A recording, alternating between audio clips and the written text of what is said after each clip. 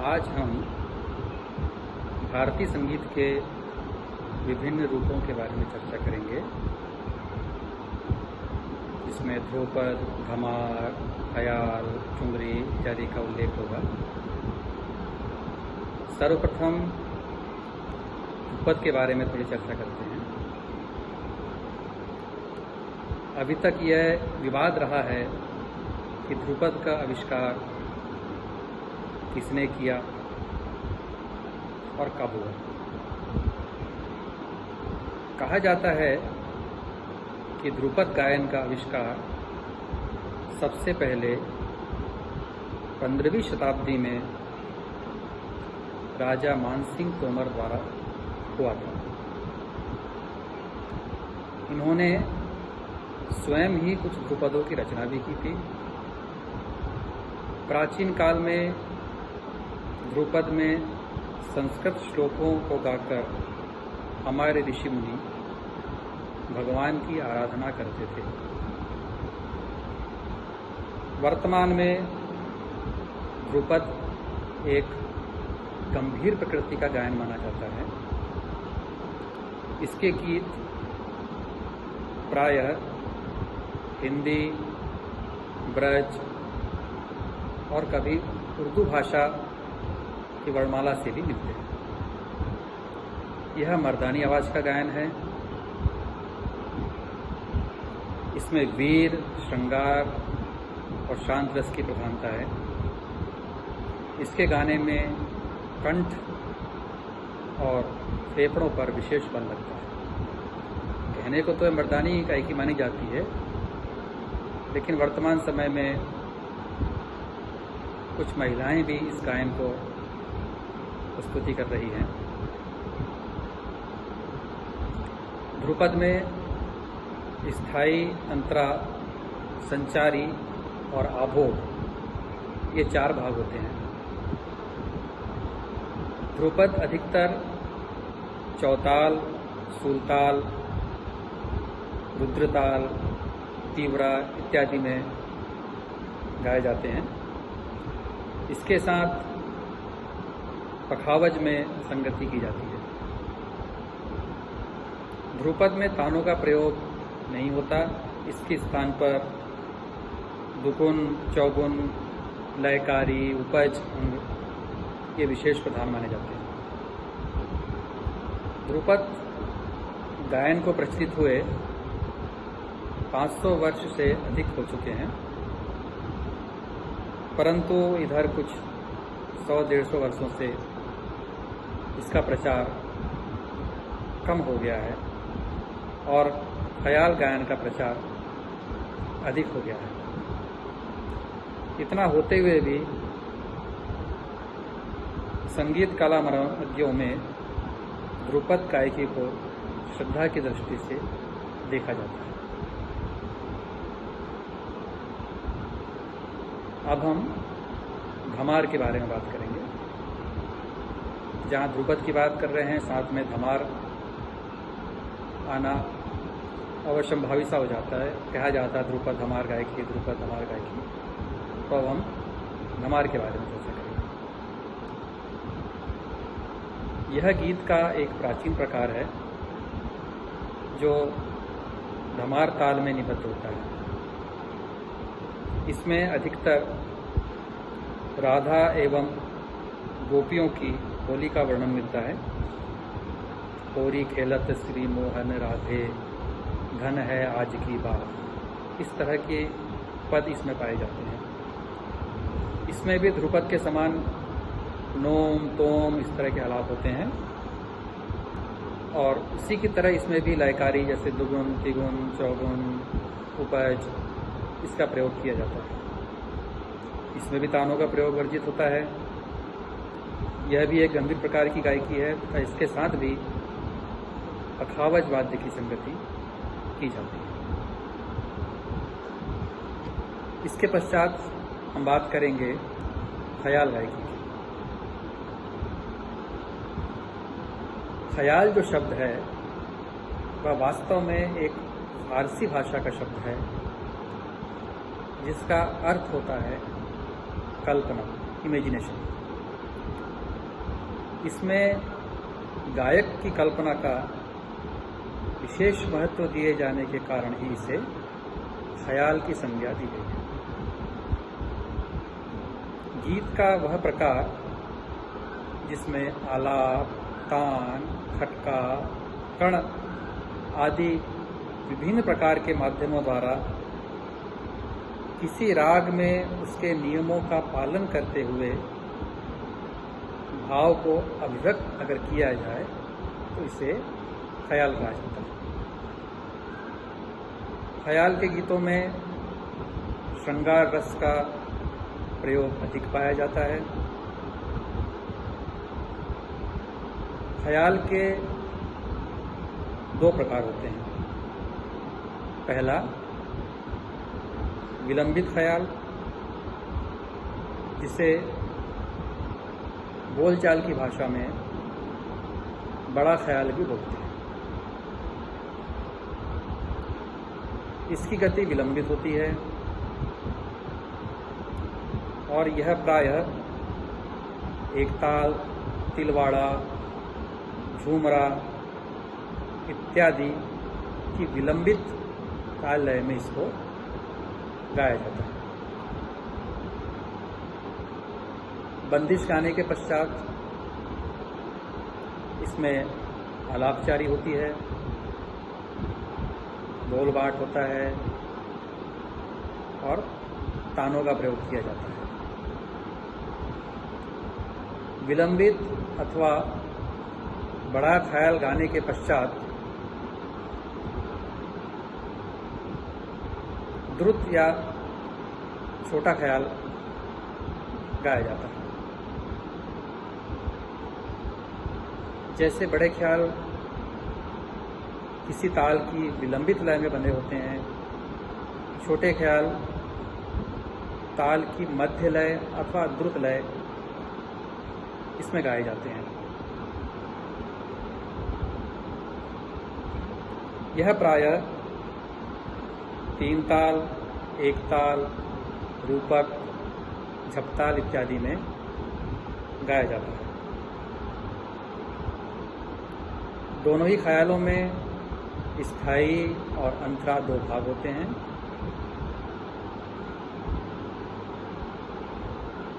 और दोनों में ही आलाप, तान और थोड़े बहुत लयकारी वैचित्रता प्रदान करने के लिए भी की जाती है।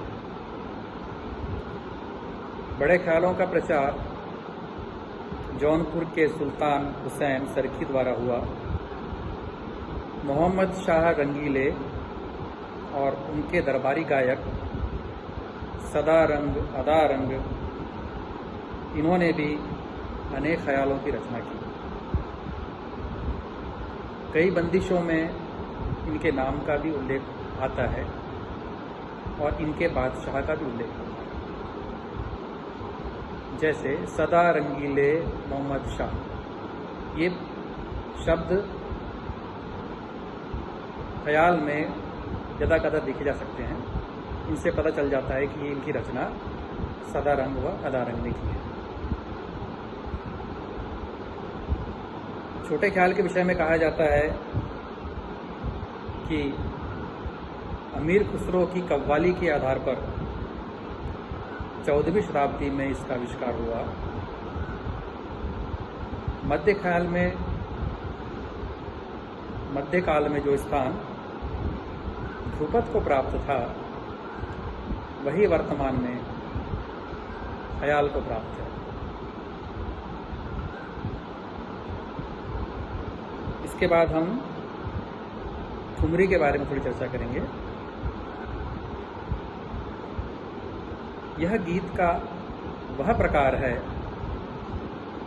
जिसमें राग की शुद्धता की तुलना में भाव और सौंदर्य पक्ष का अधिक महत्व देखा जाता है। इसकी प्रकृति स्वाभाविक रूप से चंचल होती है और चंचल प्रकृति की ही रागें जैसे पीलू, तिलक कामोद, भैरवी, झंझोटी जैसी रागों में ही ठुमरी की रचनाएं निबद्ध होती हैं। तालों में अधिकतर ठुमरी दीपचंदी, कहरवा, दादरा में गाई जाती है। कहते हैं कि इसके आविष्कार गुलाब नबी शोरी के घराने के लोग थे। कुछ विद्वानों के अनुसार इसका आविष्कार लखनऊ के अंतिम नवाब वाजिद अली शाह, जिनका उपनाम अख्तर पिया था, इन्होंने किया था। लखनऊ, पंजाब, बनारस, इन जगहों की ठुमरियाँ विशेष रूप से प्रसिद्ध हैं।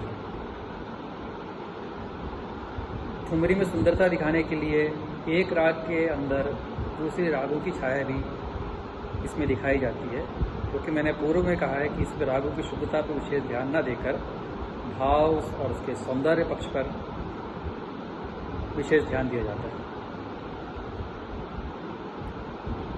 अब हम बात करेंगे टप्पा की। यह गीत का वो प्रकार है जिसके शब्द अधिकतर पंजाबी भाषा के होते हैं। इसकी प्रकृति ठुमरी की अपेक्षा और चंचल होती है। कहा जाता है कि मोहम्मद शाह के समय में गुलाब नबी शोरी ने इसका आविष्कार किया था। टप्पा जो गायकी है वो काफी, भैरवी, देश, ख्याल, झंझोटी, पीलू जैसी चंचल प्रकृति के रागों में निबद्ध होती है। इसमें श्रृंगार रस प्रधान होता है। इसमें छोटी तथा पेचदार तानों का प्रयोग अधिक होता है। प्रायोगिक रूप में इसकी गायकी काफ़ी कठिन भी होती है और विशेष प्रशिक्षण के द्वारा ही इसे सीखा और गाया जा सकता है। इसके लिए गला काफ़ी तैयार भी होना चाहिए, क्योंकि बारीक बारीक छोटी छोटी खटकी की तानों में इसका प्रयोग किया जाता है। इसके साथ विशेष प्रकार की ताल का प्रयोग भी होता है, इसे टप्पा ताल बोलते हैं। कुछ विद्वानों का ऐसा भी मत है कि प्राचीन गीति गायकी से इस गायकी की उत्पत्ति हुई है। इसके बाद हम तराना के बारे में कुछ जानेंगे। यह भी ख्याल के प्रकार की ही गायकी है। इसमें गीत के बोल ऐसे होते हैं जिनका कोई अर्थ नहीं होता, जैसे ताना, देरे, यलली, नोम, तोम, ओदानी, दीन इत्यादि। तराने में भी छोटे ख्याल की भांति दो भाग होते हैं, स्थायी और अंतरा। तराने का मुख्य उद्देश्य तैयारी, लयकारी और उच्चारण अभ्यास होता है। द्रुत लय का तराना गाने से ऐसा कहा जाता है कि वाणी में सफाई आती है। यह भी कहा जाता है कि तराने का आविष्कार अमीर खुसरो ने किया। जब वह भारत आए तो यहाँ की संस्कृत भाषा को देख के वो घबरा गए, किंतु उन्हें यहाँ का संगीत प्रिय भी था। तो उन्होंने इस तरह का प्रयोग किया कि निरर्थक शब्दों को लेकर रागों में उसकी रचना की। हिंदुस्तानी रागों में निरर्थक शब्द जैसे ऊपर बताया, तना, ओदानी, तदानी, दीन, इन शब्दों को लेकर ताराना की अमीर खुसरो ने रचना की, ऐसा कुछ लोग मानते हैं। कुछ लोग ये भी कहते हैं कि इसमें जो शब्द होते हैं वो निरर्थक नहीं होते हैं। इसमें शब्दों का अर्थ होता है और इसमें बंदा खुदा से प्रार्थना करता है।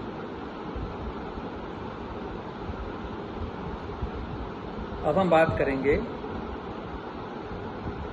लक्षण गीत की।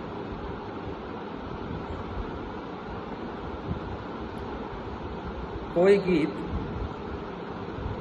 जब किसी राग में गाया जाता है और उस गीत के शब्दों में उस राग के वादी, संवादी अथवा वर्जित स्वर तथा राग लक्षणों का वर्णन किया जाता है तो उसे लक्षण गीत कहते हैं। जैसे उदाहरण, गुनी गावत काफी राग, काफी का लक्षण गीत। भूपाली का मनी वरज गाय रागनी कर जब, इस तरह के शब्दों से इसकी रचना की जाती है। सामान्यतया यह मंच प्रदर्शन की गायकी नहीं है। इसका जो प्रयोग होता है वो विद्यार्थियों के लिए जो कि प्रारंभिक शिक्षा ले रहे हैं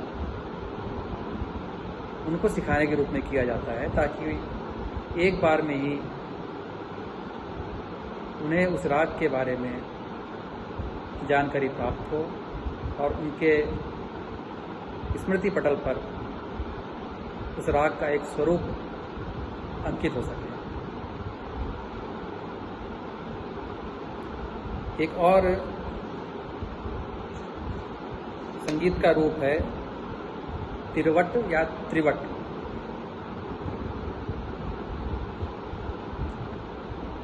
यह भी तराने की तरह गाया जाता है,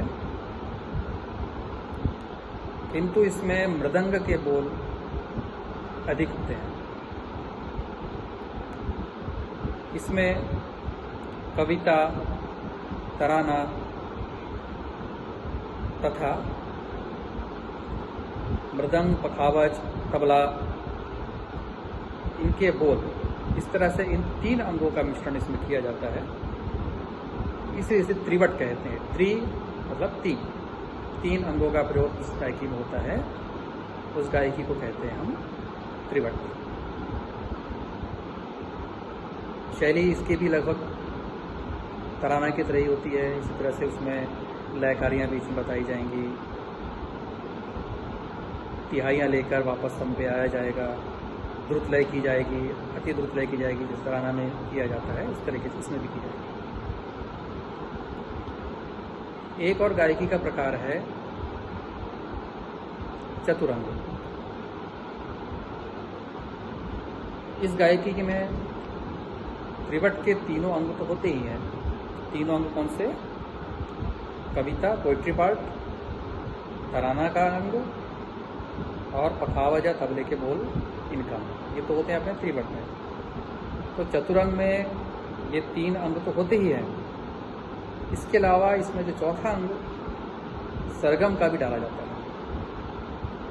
चतुर अंग, चार अंग इसमें हो गए, तो यह गायकी चतुरंग। इसको भी ख्याल की तरह गाया जाता है, तराने की तरह गाया जाता है, त्रिवट की तरह गाया जाता है। एक और गायकी का प्रकार है सरगम गीत। इसे हम स्वरमालिका भी कह सकते हैं। यह गायकी भी संगीत के विद्यार्थियों को प्रारंभिक शिक्षा देने के लिए इस्तेमाल की जाती है। जैसे मैंने लक्षण गीत बताया था, लक्षण गीत से भी पहले सरगम गीत गा के विद्यार्थियों के गले में उस राग के स्वरों को बिठाया जाता है। राग में प्रयुक्त स्वरों की तालबद्ध रचना सरगम या स्वरमालिका कहलाती है।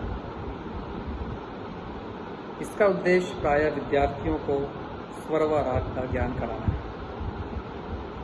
जैसे राग काफी की सरगम गीत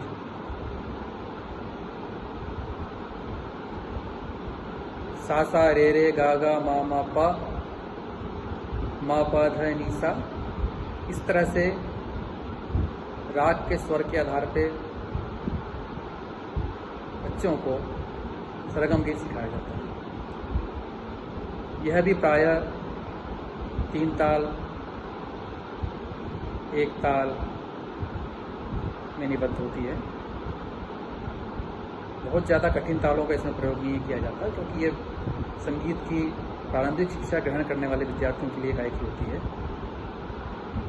सहज रूप से राग के स्वरों को ताल के माध्यम से बिठाना यह सरगम गीत की विशेषता है।